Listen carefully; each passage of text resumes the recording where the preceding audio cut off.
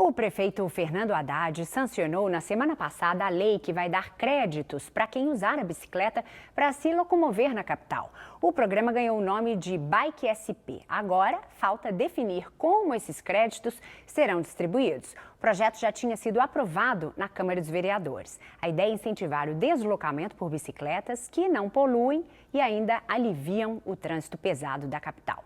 Para falar mais sobre o projeto, a gente recebe agora aqui no estúdio Daniel Gucci. Ele é diretor de participação da Ciclocidade, Associação dos Ciclistas Urbanos aqui de São Paulo. Obrigada, Daniel, por ter vindo. Obrigado. Qual a avaliação que vocês fazem sobre esse projeto, essa aprovação? Falta regulamentar. E aí? Olha, em primeiro lugar, a proposta, a ideia dele em si, ela é muito bem-vinda, uma vez que ela parte de uma lógica muito interessante de você devolver para quem opta pela bicicleta como seu meio de transporte os créditos que essa pessoa gera para a sociedade, para a cidade de São Paulo de maneira geral.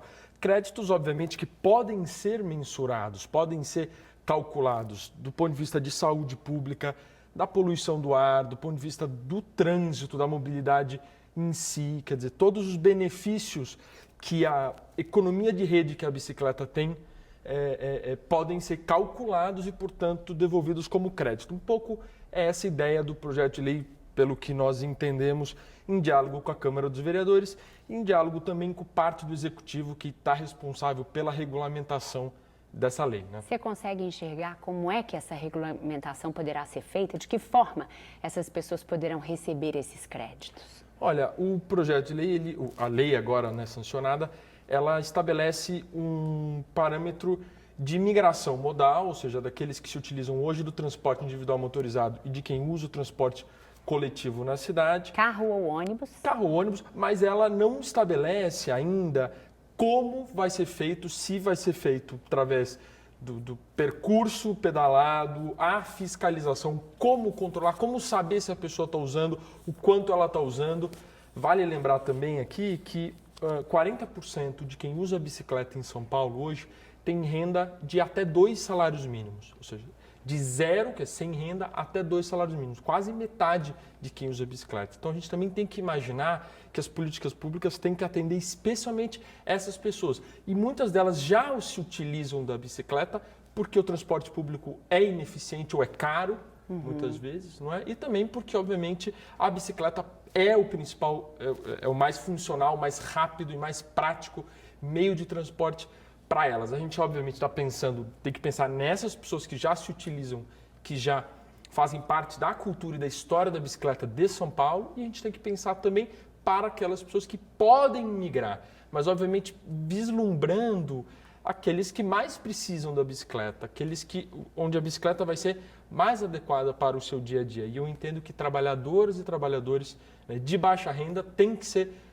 olhados, a política pública tem que ser para eles. E aí eu questiono como a gente vai fazer esse acompanhamento, uma vez que está muito associado ao controle. E aí a gente não tem, obviamente, ainda pleno acesso a aplicativos, as pessoas não têm pleno acesso ainda a quantos de fato andam com smartphones ligados, com 3G ligado o tempo todo para a gente conseguir fazer. Então ainda tem um longo caminho. Um longo caminho para pensar na regulamentação. E aí a gente tem a Câmara Temática da Bicicleta no Conselho de Trânsito e Transportes, que a lei foi aprovada com essa ressalva de que a regulamentação tem que ser discutida com a Câmara Temática. Então nós vamos, a partir desse momento, sentar com o Executivo, com a Secretaria de Transportes, Finanças e com a SP Negócios, justamente para desenhar uma regulamentação que garanta a essência do projeto, que é boa, que é devolver para quem usa a bicicleta aquilo que ele gera de economia,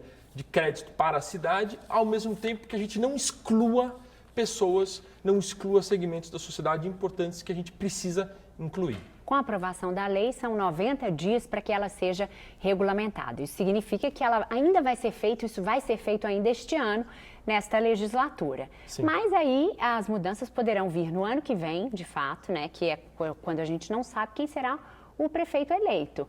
Vocês têm alguma preocupação com esses avanços que vêm sendo conquistados? Como é que vocês avaliam? A gente tem uma preocupação com a política cicloviária de maneira geral, não apenas, obviamente, com essa lei. Então, tudo está em xeque, sendo questionado nesse processo eleitoral complicado que nós estamos vivendo em São Paulo. A gente tem, obviamente, muito receio de ter retrocessos, mas a gente entende que a sociedade amadureceu o entendimento, o debate avançou, né, de maneira geral, e a gente tem marcos legais que nos garantem que essa política vai ser continuada, seja o plano diretor estratégico, seja a política nacional de mobilidade urbana, seja o próprio plano municipal de mobilidade urbana, que tem no seu desenho para a política cicloviária uma projeção ano a ano, até 2030, de implementação de infraestrutura cicloviária e de políticas e do sistema cicloviário. Então a gente entende que, mesmo que regulamentando essa lei ainda nessa gestão, se houver troca de gestão, a gente entende que há um cenário amadurecido o suficiente para que a gente tenha continuidade nas políticas e, obviamente, ampliação delas e não retrocessos. Bacana, obrigada, parabéns pelo trabalho. A gente vai continuar acompanhando para ver como é que isso vai para frente. Obrigado. Eu falei com o Daniel Gucci, que ele é diretor do Ciclo Cidade. Obrigada. Obrigado. Até a próxima.